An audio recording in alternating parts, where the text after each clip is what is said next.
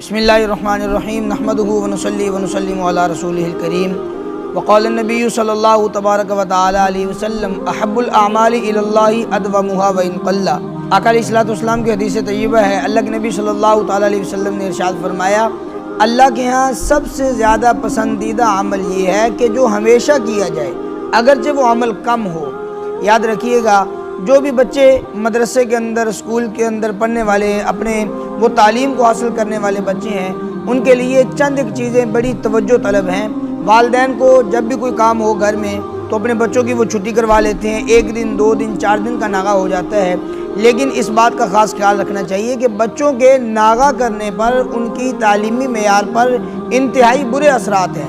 16 قسم کے نقصانات ہوتے ہیں بچوں کے ناغہ کرنے پر۔ نمبر 1، ناغہ کرنے سے اللہ کی مدد تعلیم سے اٹھ جاتی ہے۔ نمبر 2، ناغہ کرنے سے بچے کے دل و دماغ پر شیطانی اثرات غالب ہو جایا کرتے ہیں۔ نمبر 3، بچے کے حافظے اور ذہانت پر انتہائی برے قسم کے اثرات پڑتے ہیں ناغہ کرنے سے۔ نمبر 4، وہ بچہ پہلے سے پڑھا ہوا وہ بھول جاتا ہے۔ نمبر 5، بچے کا تعلیمی معیار انتہائی کمزور پڑ جاتا ہے۔ نمبر 6، بچے کی تعلیم مکمل کرنے کے اندر بھی دیر ہو جاتی ہے۔ نمبر 7، کثرت ناغہ کی وجہ سے بچہ اپنے والدین کا بھی نافرمان ہوگا اور اپنے اساتذہ کا بھی نافرمان بن جائے گا۔ نمبر 8، بچے کے ناغہ کرنے سے استاد کو دلی دکھ ہوتا ہے، دلی تکلیف پہنچتی ہے، جو بچے کے تعلیمی معیار پر انتہائی برا اثر ڈالتی ہے اور بچے کے لیے یہ انتہائی نقصان دہ بات ہے۔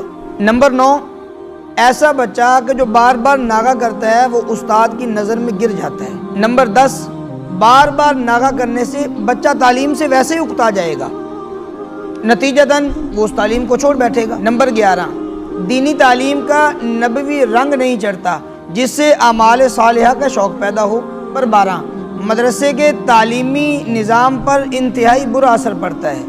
نمبر 13، ایک بچے کے ناغہ کرنے سے دوسرے بچوں کے بگڑنے کا بھی اندیشہ ہوتا ہے کہ ایک بچے سے دوسرے بچے وہ بگڑنا شروع ہو جاتے ہیں۔ نمبر 14، ناغے کے بعد پڑھائی میں دل نہیں لگتا، جس کی وجہ سے دل سے وہ پڑھائی کی، علم کی قدر و قیمت وہ ختم ہو جاتی ہے۔ نمبر 15، علم کی اس بچے سے اور اس بچے کی علم سے محبت کم ہو جاتی ہے۔ نمبر 16، بچے کی قیمتی عمر ضائع ہو جاتی ہے۔ یاد رکھیے گا، ناغہ کرنے کی وجہ سے بچے کے بار بار وہ پڑھائی سے چھٹی کرنے کی وجہ سے کتنے بڑے بڑے نقصانات اس کو بھگتنا پڑتے ہیں۔